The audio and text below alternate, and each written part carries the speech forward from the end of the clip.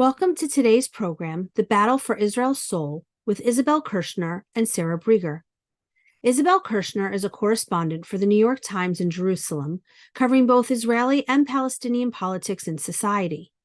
Previously, she was a senior editor at the Jerusalem Report. Born in Manchester, England, she graduated from Oxford University and has been living with her family in Jerusalem since 1990. Isabel is the author of the recently released book, The Land of Hope and Fear, Israel's Battle for Its Inner Soul. Joining Isabel today is Moment Editor Sarah Breger. Sarah is also the director of Moment's Daniel Pearl Investigative Journalism Initiative. Sarah has won numerous awards, including first place for Religion Reporting of the Year from the Religion News Association and first place for Best In-Depth News Writing on Religion from the American Academy of Religion. Please welcome Isabel Kershner and Sarah Breger. Thank you, Isabel, for joining us. I know you've been reporting nonstop on what's been going on in Israel over the past few days. I have to say, it feels particularly apt to be having this conversation as Tisha B'Av starts in Israel. Tisha B'Av, the fast day, commemorates the destruction of the temple, but it also commemorates the infighting and hatred that caused the destruction of the temple. Could you, al regel achad, very briefly catch us up on what's been happening in Israel over the past 3 days? What they actually did was basically cancel the court's ability to use the grounds of reasonableness, which is a quite vague and rather subjective legal standard, which kind of measures the ethics of decisions, but it fills a hole for the judges when all the other legal grounds they have don't quite fit. So without it, they are quite hobbled, and it opens the way to appointments that are unreasonable, government policy decisions that are unreasonable, and also just minor decisions of bureaucrats working for a minister that are owned by the minister on things like business licenses or entry to the country, which affect every citizen. So this is actually a very large step, even though it was presented as just a little small piece of legislation by the government. And we've seen, as you know, stormy protests on the streets that went on till 1, 2 in the morning, in the hours after the final vote, and a very, very fractured nation. And I think, a lot of people have been saying this is, the first time the nation has been as fractured as it is. But your book actually sort of looks back and sees the roots of all these divisions. Could you tell me a little bit about what you found when you were reporting this book? Of course. Well, if you go back in time, and we're talking all of the 75 years that the state of Israel has actually existed in its current form, but even pre-state, even before the establishment of Israel, with the undergrounds, the Irgun and the Palmach, very much split between the Ben-Gurionist pragmatic forces and the more militant forces of the Irgun or the Etzel under Menachem Begin. You had wildly different visions of what this country should be and where it should be, how big it should be. And so in a way, yes, the division is nothing new. And there were times where the undergrounds were fighting each other, and came to the brink of a civil war just as the state was being established. And you had the famous Altalena episode where the newly minted Israeli IDF army was firing on a ship of bringing arms to the Irgun. So yes, there've always been divisions here, and there've always been ethnic divisions and rivalries and different worldviews. But I think what we've been seeing now is a shift. We're seeing a demographic shift. We're seeing a generational shift. And within all these different tribes within Israel, whether it's the religious or the secular, Jewish or Arab, the liberal camp or the right-wing nationalist settler camp, religious Zionism, and of course the ultra-Orthodox, the Haredi sector, we're seeing a kind of changing of the guard, where the old Ashkenazi semi-socialist elites that founded the country largely and dominated politics here for the first few decades have really been overtaken, and in this government in quite an extreme form. One of the tensions you explore in the book is between Ashkenazim and Mizrahim. And what are the roots of that tension that still exists today? It's a really interesting divide here that has, in a way, faded, because you have a lot of mixed families and everybody, is kind of friends with everybody on a day-to-day level. And, you have this kind of split screen of life here where day-to-day everything seems fine, but then on the other side, or if you zoom out, you have these long festering resentments, which have only become more acute in some cases. And I think what we're seeing with the Ashkenazi-Mizrahi divide is one of those. The Ashkenazim were largely the pioneering people who came from Europe, Central Eastern Europe, before the state was founded or in the early years, and they drained the swamps and built the kibbutzim and set up the first institutions of state or quasi-statehood.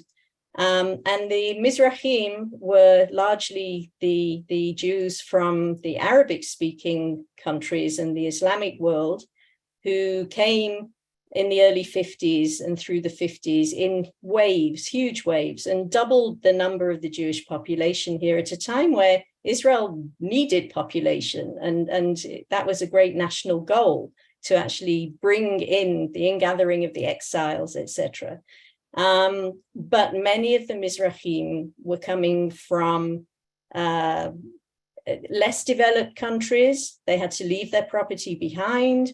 Many of them came with nothing and were basically dumped in fairly remote areas of the country, a lot of the time in transit camps, which grew into so-called development towns in places where there wasn't that much employment or commerce.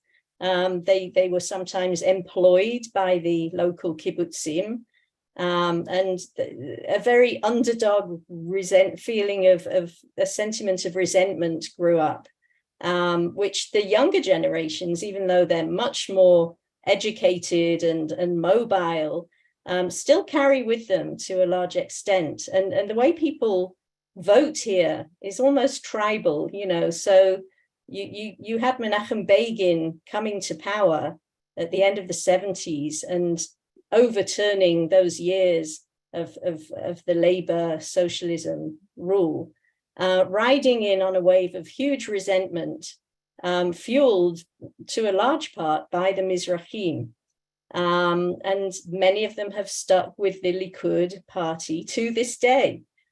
So part of the divide, it might not be purely ethnic, it becomes social and political, and it becomes a divide between the so-called periphery, the margins, the geographical margins of the country, and the wealthier, more prosperous commercial center of the country. But it does kind of divide up to some extent still today along those lines. I think when I was reading your book, the one thing that surprised me was when you visited these development towns, people loved Bibi so much. You spoke to so many people and they said, we hate Ashkenazi elites, but we love Bibi. We'd do anything for him. How does that work? It feels like that's sort of some sort of cognitive dissonance in a way. Well, there's a kind of loyalty to the leader in the Likud. In the Labour Party, they change leaders like people change socks. I mean, as soon as a leader has failed, the leader is out. And that's not been the case in the last couple of years. But Labour has been decimated anyway, and the historic Labour Party is now not even making it through the threshold to get into the Knesset in every poll that has been done for the last year. But there is a loyalty to the leader in the Likud. Bibi is seen as a strong leader who represents Israel abroad, has raised Israel's profile on the world stage and has made many Israelis proud. He certainly has credits. He had a lot to do with building the economy here. And yes, I mean, there is a kind of tribal love for the Likud, and whoever the leader of the Likud is at any given time will get the vote of the Likud base. It's a very solid base. And I'd like to say that, I did say earlier, day to day, Ashkenazim and Mizrahim live together, work together. It's very unclear who's what a lot of the time, and nobody really cares. My children who have grown up here tell me, this whole thing now is nothing to do with Mizrahim and Ashkenazim.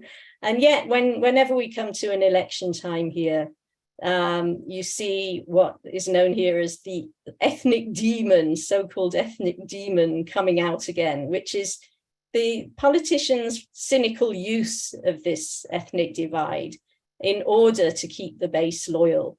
And even today, from the podium of the Knesset, you will hear Likud ministers, Mizrahi Likud ministers, talking about the Sfon Bonim, the posh North Tel Aviv Ashkenazi types, in a derogatory way, and it's being used very cynically and divisively in order to keep the politicians in their seats. And I've seen some arguments that this tension between the courts is that so many on the there's so many so-called elite Ashkenazi men even on the courts, and so this is a way for more Mizrahim to have a voice. Well, that's a very good point you're making, Sarah, because the Supreme Court, to be honest, has not been very diverse when it comes to the ethnic mix that Israel is. And that has not gone unnoticed. And therefore, yes, there is Mizrahi resentment at that level of the Supreme Court and a desire to see a more diverse panel of judges there. But that doesn't mean that Mizrahim in general are supportive of weakening of the court or curbing its authorities necessarily. And a lot of this judicial overhaul package, the details have kind of been subsumed in a way by this, as I said, almost tribal divide, which is not just left and right, and it's not just Ashkenazi and Mizrahi, and it's not just religious settlers versus secular Israelis, but, does kind of divide along those lines of liberals versus more traditional conservative right-wing nationalist forces. And in the poorer peripheral areas, yes, the Likud and these other parties do get much more of the vote. And we touched on Bibi for a second, but no matter what you think about Bibi, he always seems pretty canny. And so I'm curious how he kind of ended up in this position where he is now. Yeah, I mean, it's really hard to understand. I mean, we've all been getting into Bibi's heart in the last week because he got fitted with a pacemaker and went straight from the hospital to the Knesset to vote. But nobody really knows what's going on in his head. So one strong feeling that's emerging here is that although he said at the beginning that he has his hands on the wheel and he will be the one navigating policy and no one need to worry, the fact of the matter, after what we saw happen this week in the Knesset, he seems to have been hijacked, as some people call it, by the more extreme elements in his coalition. And his desire to keep the coalition together seems to supersede everything else. As some people put it, he'd rather keep the coalition together than keep the country together. I can only say that there are really only two choices here. He was either unable to change the course of the government's action, or he was unwilling to. If he's unable, then yes, he's become a captive of the more extreme forces in the government. if it's more a fact of unwilling, maybe he does have some absolute burning personal interest in this judicial overhaul being carried out. And he says he has no personal interest in this and no skin in this, and he has no intention of using this for his own benefit. But the fact of the matter is he is on trial on corruption charges.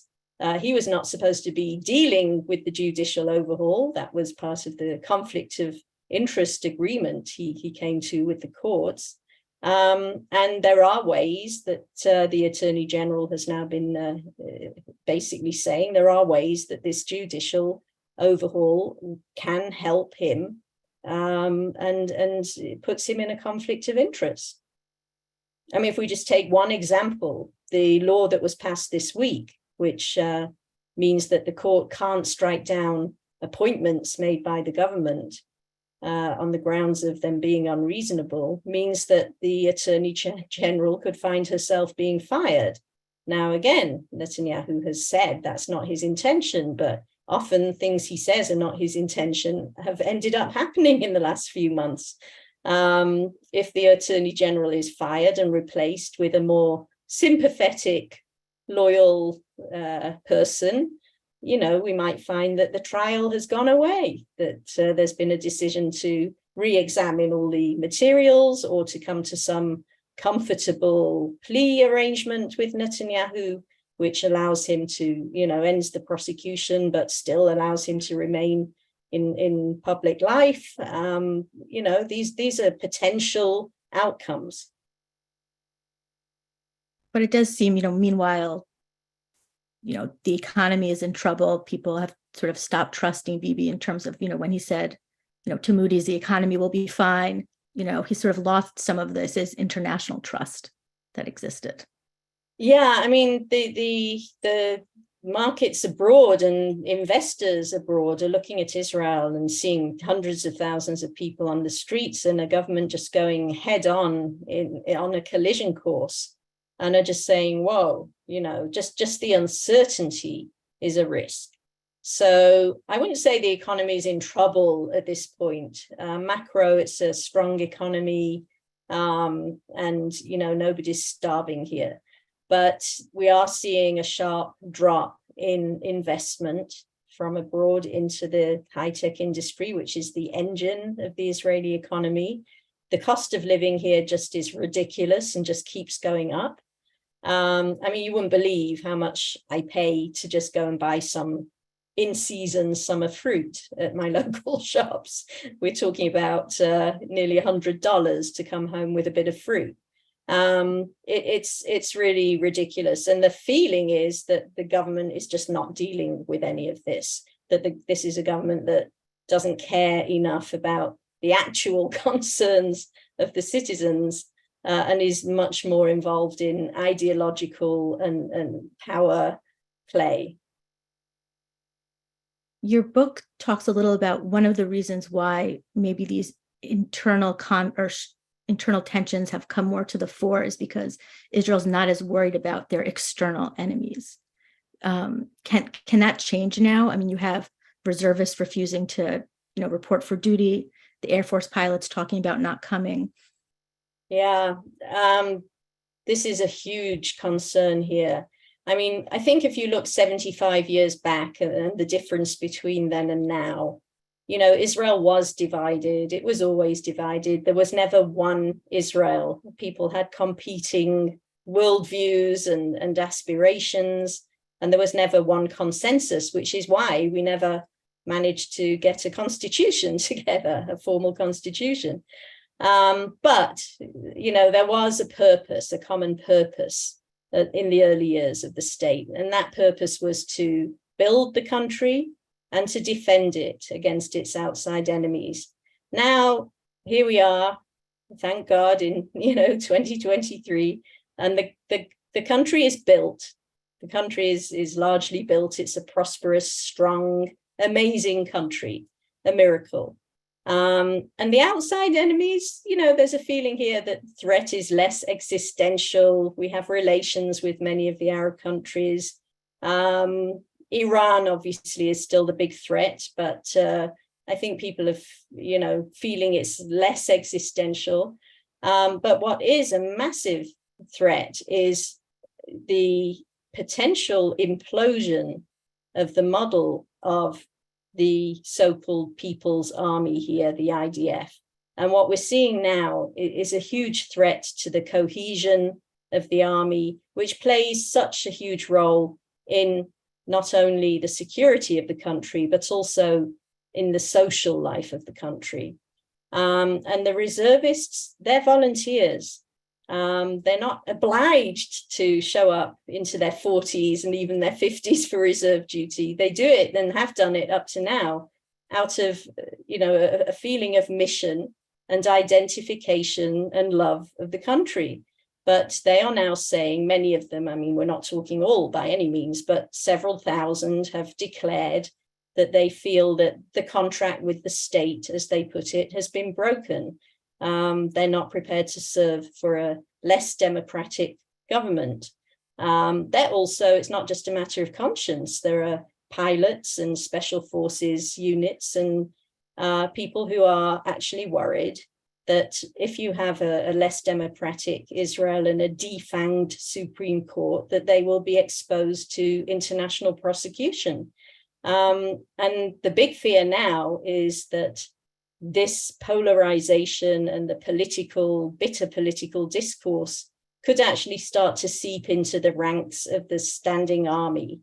And if that happens, if you have political division within the cockpit or within the army base, really you're looking at a very frightening situation and a potential implosion of this model that has really been the secret sauce here and has been, the secret of the success of the army.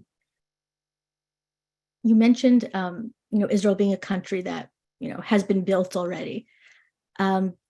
Last week, there were a few articles about perhaps ending U.S. aid to Israel, from conservative publications and from more liberal publications. Do you think what's happening now will kind of affect that relationship between the U.S. and Israel? Look, when it comes to the military assistance, I don't see it ending too quickly because it benefits the American industries as much as it benefits Israel. And, Israel is bound to spend most of that money in the United States on weaponry from the United States. That we've seen how dependent Israel is for rearming, for example, in the middle of long campaigns against the Hamas and Islamic Jihad in Gaza, where suddenly you need more Iron Dome missiles. And, there's a kind of co-dependency there that I don't see ending too quickly.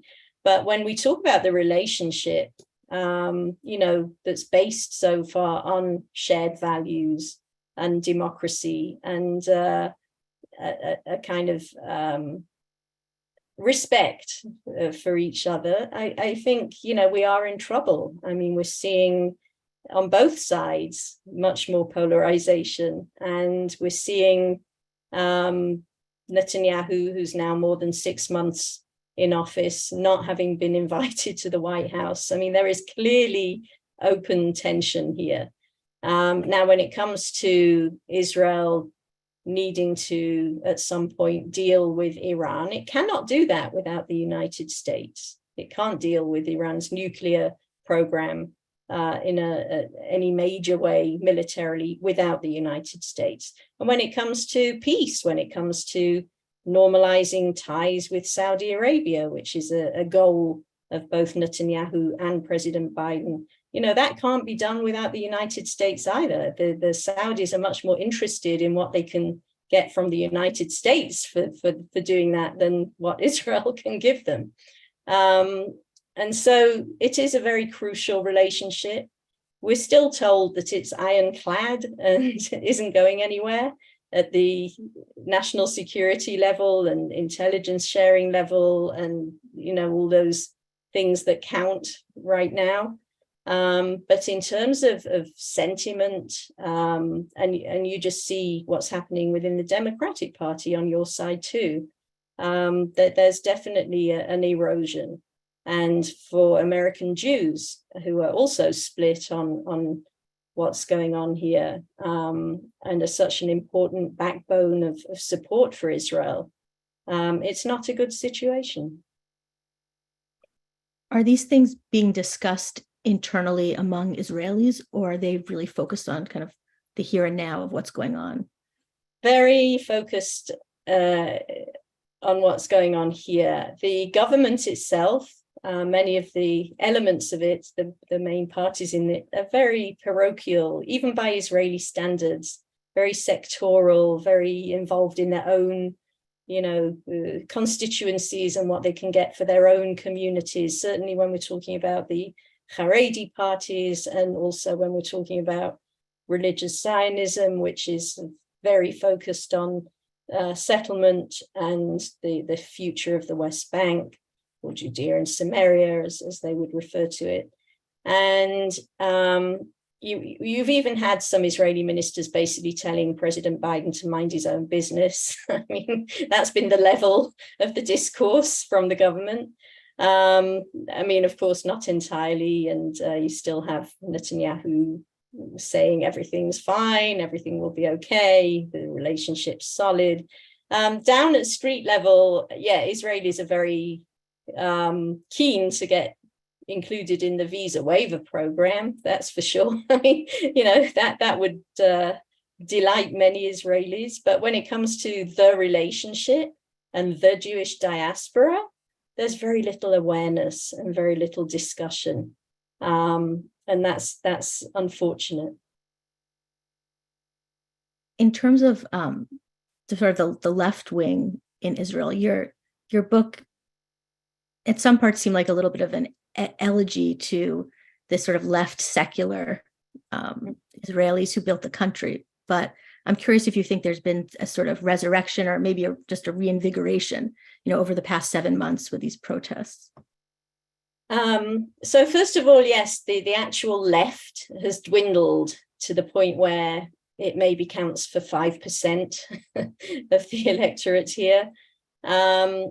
If there's an air of an elegy there, it's because, yes, I mean, many of these people, it was their blood, sweat and tears that really founded this place. And many of the people that are out on the streets now say they're there for both their grandparents and for their children, to honor the past and also to ensure the future. The Mizrahim, interestingly, there's been a big reassessment within the Mizrahi community and beyond about the contribution that the Mizrahim have also made to the building of this country. I mean, by being dumped in faraway places, in tent transit camps and development towns, they were populating the sparse areas of the country that the government needed populating, and they suffered and they worked hard. And some of these cities are now flourishing, like Dimona in the Negev. And, they want their part too in the narrative of the foundation and building of the state, and quite rightly so.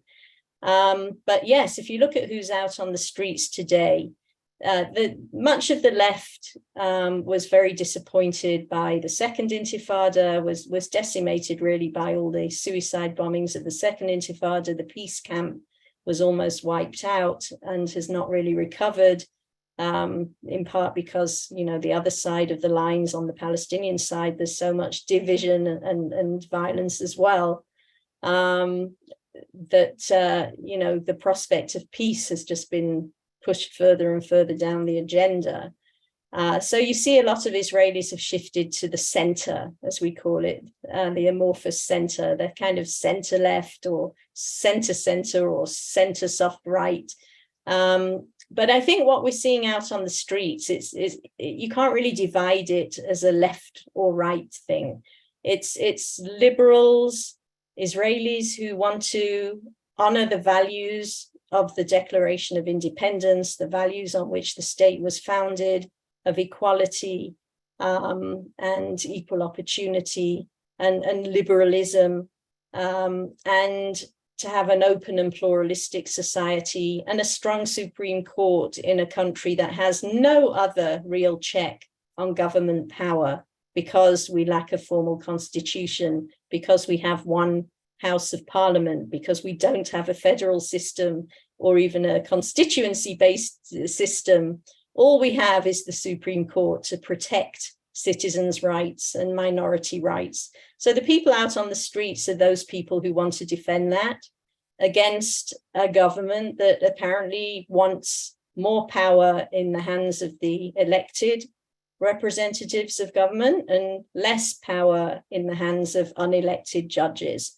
Now, that sounds logical, but as I say, in a country where the court and the judges are the only check on government power, then it's a slippery slope to a tyranny of the majority. Could you explain why Israel doesn't have a constitution? I think they just have not been able to agree on enough basics to put it down in writing. So there are parts of Israeli society that don't agree with equality. They might say, we respect every individual's right, and citizens' individual rights will always be protected. But as groups, nobody here, there are many people here who don't want full equality for, groups, whether it's ultra-Orthodox or Orthodox people who don't want full group rights for whether it's LGBTQ or the Arab minority, or for women. So that is one aspect. People who've worked on trying to write constitutions in the past will also say a major sticking point was exactly what's on the table today, which is the role of the Supreme Court and the judges and how much power each branch of government should have. And so we're seeing that being fought out right now. We do have a body of basic laws which have quasi-constitutional status here, that the Supreme Court then interprets and uses as a standard by which to interpret other laws. So if they see that a new law contradicts a basic law, that will be grounds for striking the new law down. It hasn't happened much, but it has happened a couple of dozen times. But a basic law here can be changed with a bare majority in Parliament. So it doesn't really have a strong constitutional status. What is the mood in Israel right now? Is anyone scared of real violence breaking out? I tell you, there is a real fear here of civil war. If you would have told me that 6 months ago, I would have said, you're crazy, Israelis, the civil war, fighting each other. But, we all hope it won't come to that. But if people really feel their back is to the wall, I mean, this country, the national anthem, Hatikva, the hope, it's about being free people in our land. If people feel that their freedoms have been taken away, the whole point of having a Jewish state for the Jewish people is to be free. If people feel those freedoms are being taken away, I think, people's tempers are rising. We saw on late Monday night after the vote, we saw a car drive into protesters on a main highway near Ra'anana. We saw somebody firing in the air outside a kibbutz in the south. The people's emotions are running very, very high. And yes, they're in the surveys. We've seen surveys of a third of the people asked, and even more, saying that they do, even more in the latest ones, that they do actually fear a civil war. Wow. What do you think is going to happen next with the law itself? Can the Supreme Court overturn this reasonablest law when it comes to them? So we're in a constitutional pickle here, and it's going to likely turn into a real constitutional crisis, because the Supreme Court, the first thing that happened after this law passed was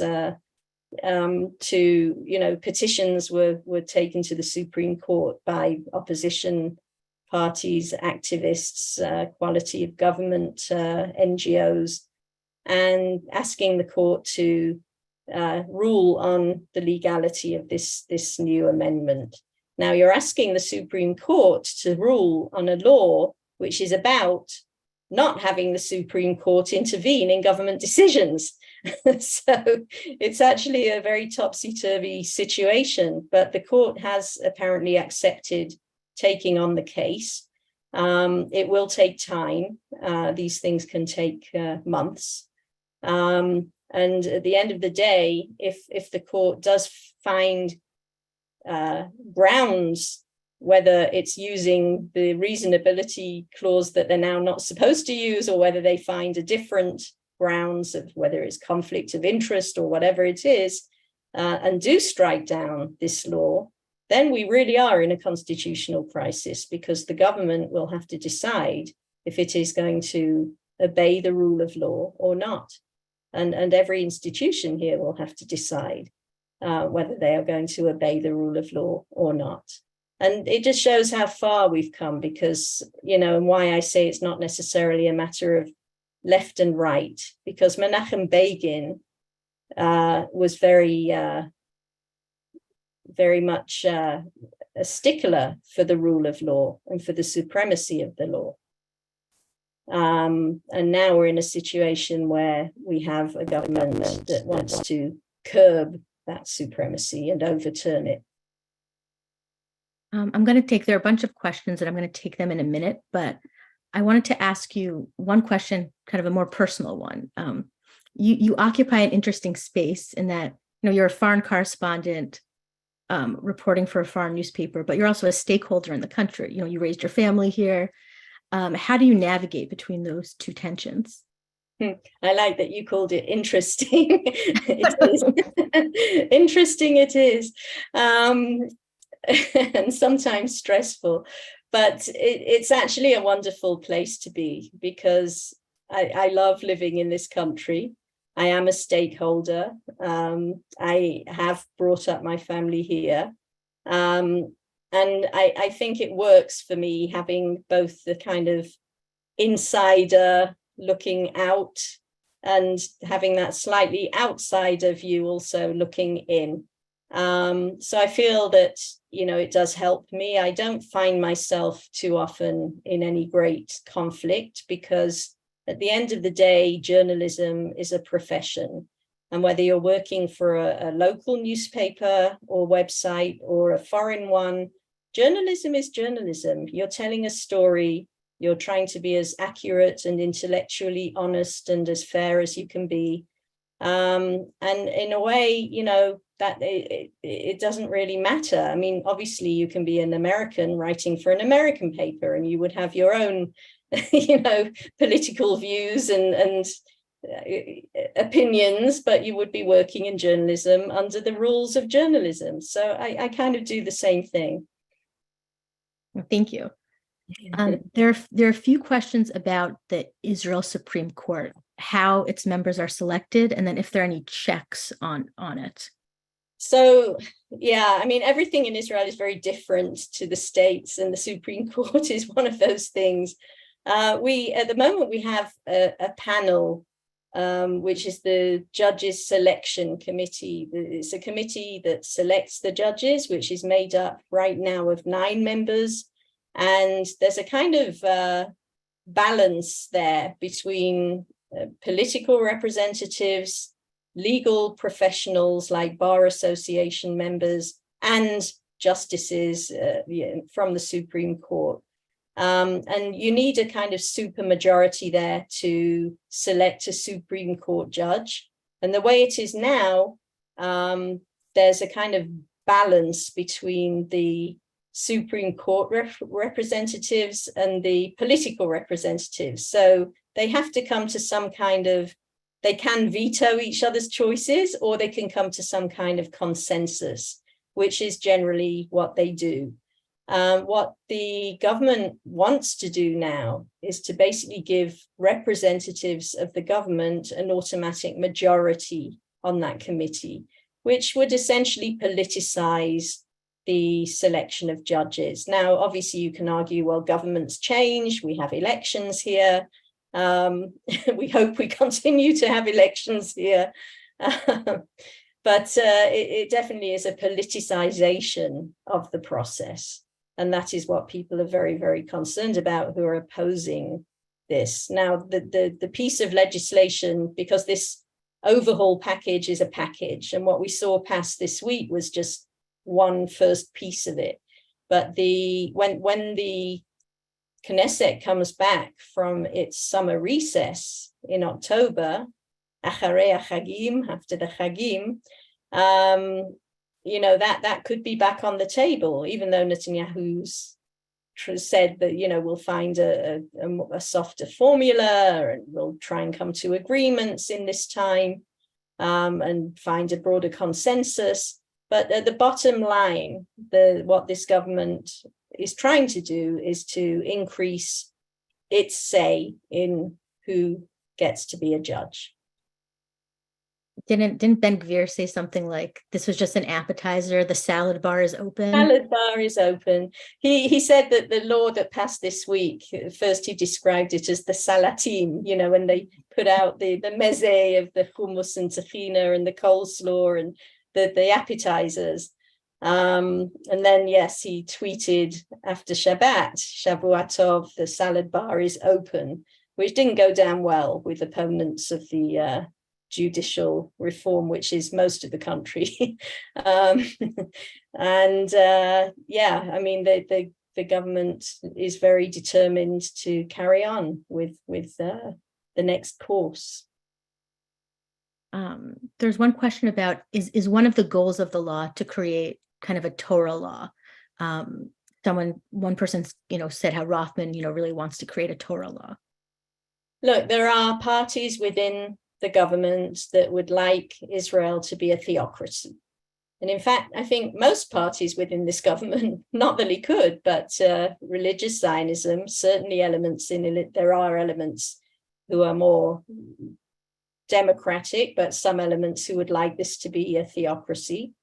The ultra-Orthodox Haredi parties, which, the Haredim don't have much to do with democracy. They use the democratic system to look after the Haredi community's needs, but many don't even recognize the state of Israel and just afford it what they call de facto recognition, so that they can get along here and get the budgets they need to continue the Torah study, etc.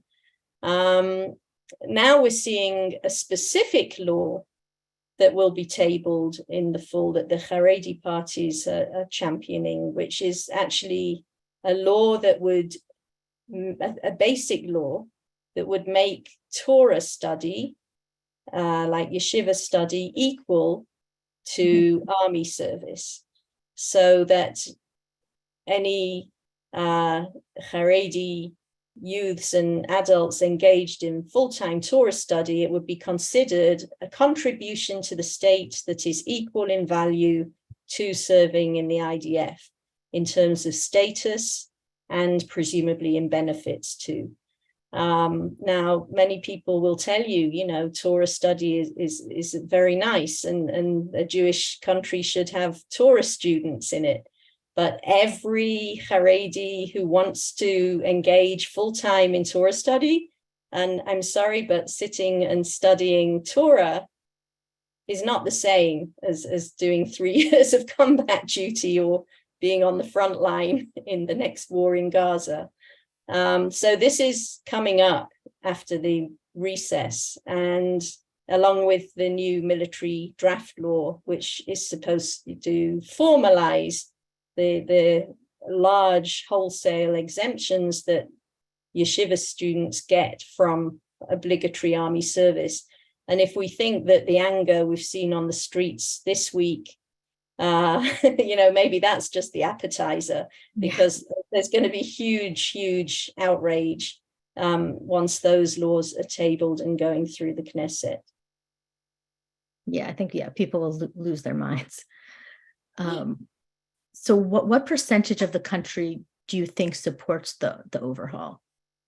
Well, the latest polls, I mean, interestingly, from the beginning, this was the plan of the Justice Minister was announced at a press conference on January the 4th, after the government was formed and came into office. And since then, and until today, I don't believe there has been one poll that showed a majority in favor of this judicial overhaul, even though the government keeps repeating that this is the will of the people. It's not. The latest polls this week gave 22% in favor of the judicial overhaul as the government wants to pass it. The other 70-odd% are split between people who would like to see judicial reform, but in consensus and by agreement with the opposition. Those who don't want to see any compromise on the Supreme Court's authorities, and the don't knows, who make up to a quarter of each of these polls. But yes, we haven't seen a single poll showing that most Israelis want this to happen. Far from it. There's a good follow-up question then. Why is this government in power? Why did they vote them in if they disagree so strongly?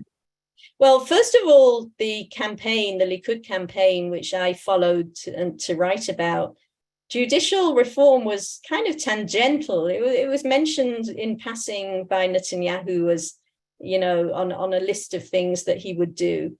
But no details were given of what that meant. The only detailed plan was presented by Simcha Rotman from the Religious Zionism Party of Bezalel Smotrich. And, it sounded pretty extreme, but nobody took too much notice because nobody expected that they would have so much power or that this would be adopted by the whole government. So come January the 4th, I think people were kind of quite shocked. They weren't expecting anything like this. People hadn't really voted for this. How this government got in power in the first place, look, it took 5 elections to get a stable coalition in place, because Netanyahu, because he's on trial, has been unable to form the kind of coalition he actually prefers, which is a coalition of the Likud and maybe ultra-Orthodox parties and maybe another right-wing party, but also to be balanced by a centrist party or even back in the day, a version of the Labour Party. And he never really liked to be the most left-wing person in his coalition. But since the trial and the indictment actually in 2019, the centrist and left-wing parties have said, we will not sit in a government under a prime minister who is indicted and on trial. Now, there was one election of the 5 that ended in a dead heat, and Benny Gantz, the centrist party leader, did go into a government with Netanyahu, and they had a rotation agreement where Netanyahu would do the first stint as prime minister, and then Benny Gantz would take over. Well, of course, Netanyahu managed to dissolve the parliament before Benny got a chance. And so now nobody believes Netanyahu, nobody will take him at his word. And he had no choice, but he wanted very much to be in power. He's clinging to power. He wants to fight his trial from the prime minister's office. And his only choice was to go with the most right-wing parties who were marginal before in Israeli politics, and together with the Haredi parties. And this is what we have, the most far-right, nationalist, religiously conservative government that Israel has had in its history. And where's the Arab population in all this? Are they joining the protests? Very little, actually. Now, the Arab minority has a lot to lose from a weaker Supreme Court, and they know that. But they still feel alienated and distrustful, and not really a part of. And therefore, that they haven't been showing up to the demonstrations. And another reason is actually to do with the Palestinian conflict and cause. In the very first demonstrations, there was a presence of left-wing Israelis who were carrying Palestinian flags, because they felt that if you're protesting for democracy, you can't have democracy and the occupation of millions of Palestinians, and therefore they kind of blended the two causes and came with Palestinian flags. And because the grassroots leadership of the protest movement wanted to create as big a tent as possible and to make the protest movement as centrist as possible, and not to put off Israelis that wouldn't want to be associated with a purely left-wing anti-occupation protest, they began to flood the protests with Israeli flags. Now, the Israeli flag, the Star of David, the blue and white flag, has become the symbol of the protests. And you know, it's an amazing thing to see. It's patriotic. It's people who love their country and are passionate about their country, even though they are vehemently against the government's plans. And any demonstration you see is a sea, a rippling sea of blue and white flags. But that's kind of off-putting for many of the Palestinian Arab citizens of the state who can't identify with that flag and don't really see themselves as part of this struggle over the character of the Jewish state. I think should be our last question, a journalism question. How many people work with you at the New York Times Bureau? And then how do you split up the workload? And do you speak and read Hebrew quite well as a condition of your job? So I'll start at the end. I do speak and read Hebrew. I actually came to Israel for a gap year when I was 18 and went to an ulpan and made a point of using my Hebrew. I then studied Arabic and Hebrew literature at Oxford University, and I speak fluent Hebrew, read Hebrew, love watching Israeli reality TV. So yes. The bureau here, we have a bureau chief who is currently Patrick Kingsley, a fellow Brit originally, and me. And then we have two other correspondents who work with us. One is Raja Abdul Rahim, who focuses on Palestinian and Arab affairs, and Ronen Bergman, who's actually a writer for the magazine technically, but he does his national security stories. It sticks very much to his own field, but contributes in those areas. And then we have a very lovely backup team of news assistants and researchers who kind of split the job between them. So often you'll see lots of little bylines and credit lines underneath. That's our lovely staff of news assistants and research backup. So that's basically how we split the work. There's enough work to go around all the time for all of us. So it's just a question of who's doing what. But, between the bureau chief and I, on the Israel stuff, we pretty much split, just whoever's had the idea or got the time or whatever it is. On the Palestinian affairs front, I still do quite a lot in the Arab minority within Israel. I've been doing less recently in the West Bank because we have Raja, and Gaza I can't get into since 2007 because I am an Israeli citizen and I'm not allowed to go to Gaza. So. Well, thank you so much. Thank you for taking the time. You, I really recommend people go out and buy the book. I think it's sort of scarily prescient on what's happening today. I should say thank you. Yeah, exactly. I'm not sure if it's a good thing or a bad thing, but thank you so much.